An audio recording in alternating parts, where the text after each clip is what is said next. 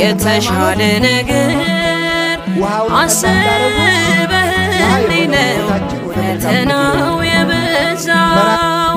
ነገ መልካሙን ቀን ያለው በዚህም አምናለው የተሻለ ነገር አስበህልኝ ነው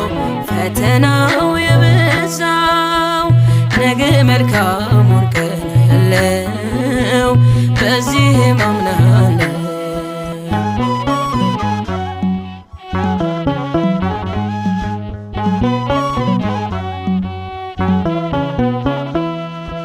ሰው ነኝ መቼ እቸኩላለሁ የሐሳቤን ቶሎ እሻለሁ አንዳንዴማ በቃ ረስቶኛል እላለሁ